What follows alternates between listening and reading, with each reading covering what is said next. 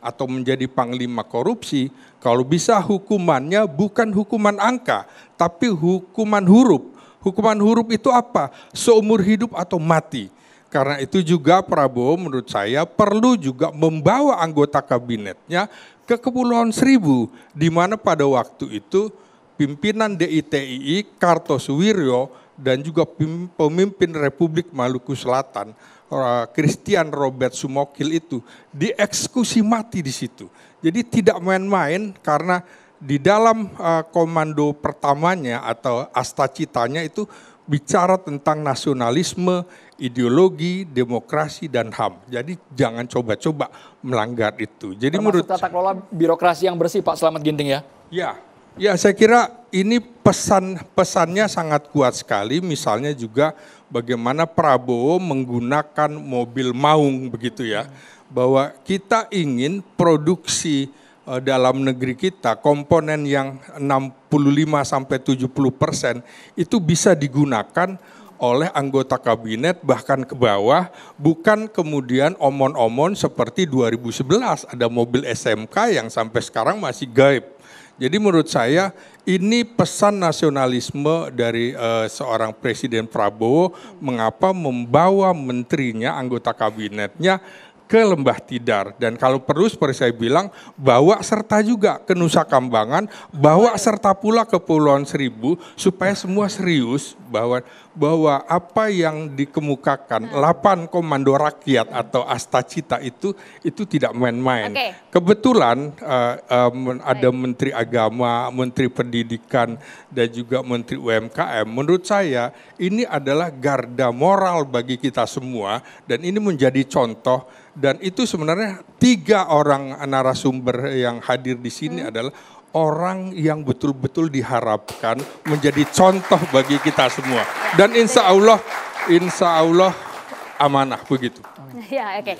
Pak Sastro, apakah Anda juga sepakat gitu? Anda melihat kemarin penggemblengan di Magelang ini sudah cukupkah membuat para menteri di Kabinet Merah Putih sudah satu visi, satu misi dengan Presiden Prabowo? Ya, kalau dilihat satu visi, satu misi memang sudah cukup, Mbak, dalam waktu itu, karena di situ ada pola sistem yang memang lain. Tapi saya melihat dari perspektif yang lain, yaitu perspektif kebudayaan. 2 hal yang ingin saya highlight.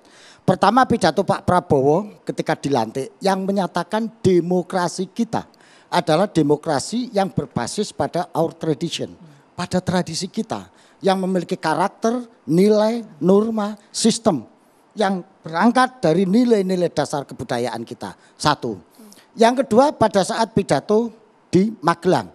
Kenapa milih Tidar? Karena Tidar memiliki nilai historis kepahlawanan. Ini yang ingin saya highlight.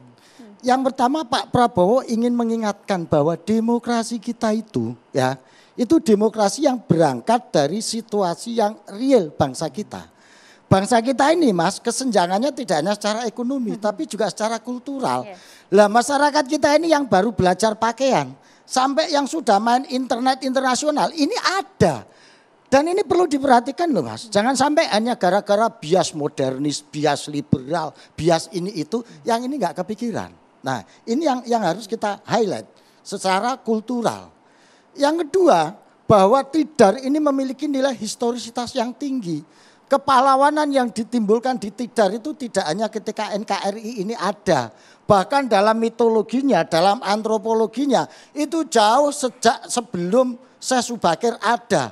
Bahkan Romo Semar, Sang Hyang Wenang, Sang Hyang Tunggal dalam mitologi Nusantara, itu adanya di Tidar. Kita boleh ketawa, tetapi itu mitologi yang tetap hidup dan menjadi acuan. Nah, dalam kebudayaan kita harus ingat, konstruksi kebudayaan Nusantara itu adalah pertautan rasionalitas dan spiritualitas. Nah, kita ini sekarang pure rasionalitas mengabaikan yang spiritualitas. Yang spiritual kita anggap klenik, mistik, takhayul, dan kita pandang pejoratif. Padahal di sini ada spirit. Ketika kita menyatakan bahwa sila pertama ketuhanan Yang Maha Esa, itu menunjukkan bahwa bangsa Nusantara itu bangsa yang beragama. Beragama itu bangsa yang berspiritual. Maka kita tidak boleh menghindari hal-hal yang sifatnya spiritual. Pak Prabowo ingin mengingatkan itu, kenapa ini dibawa ke Tidak, bagi saya ini adalah kembali ke the root of our culture, the root of our tradition. Di mana tradisi itu ada nilai, norma, spirit yang ingin kita gali, yang ingin digali, dieksplorasi, diejawantahkan dalam rangka membangun Indonesia ke depan. Sehingga pidato pertama itu saya pikir ya direalisasikan dengan base camp di Tidar itu. Karena latar belakang para menteri yang juga berbeda-beda dari berbagai unsur dan, ya. Iya, dan berbagai macam unsur dan lain sebagainya itu ingin dibangun. Dan tradisi seperti ini juga terjadi kok. Bagi saya ini bukan sikap militeristik, semata-mata militeristik. Justru bisa menarik ke tengah, bisa jadi ini sivilisasi militer.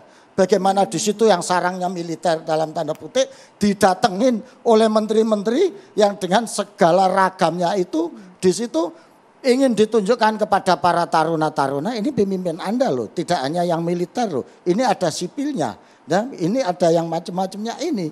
Jadi saya kok justru nggak curiga bahwa ini terjadi militeristik. Sebagai orang yang mempelajari kebudayaan dan punya concern kebudayaan, justru ini Pak Prabowo ingin kembali membawa pada rute kebudayaan kita, rute tradisi kita dalam membangun suatu masyarakat untuk menghindari bias modernitas, bias puritanisme agama, bias liberalisme dan lain sebagainya itu kembali di situ itu. Secara karakteristik Gus Sastro melihat Prabowo seperti apa? Karena ketika latihan baris berbaris, Prabowo bukan memimpin tapi membaur ikut baris berbaris. Sudah jelas Mas, itu menurut saya pertanyaan yang mengkonfirmasi ini karena di situ dikatakan Pak Prabowo hadir sebagai sosok yang sama dengan yang lainnya. Dalam positioning yang seperti itu. Mungkin ada yang bilang, itu pencitraan itu. Supaya kelihatan. Siapa itu yang bilang itu? Nah, mungkin ada yang bilang seperti itu di dalam demokrasi kan. Tadi dikatakan ada yang nyinyir gak itu.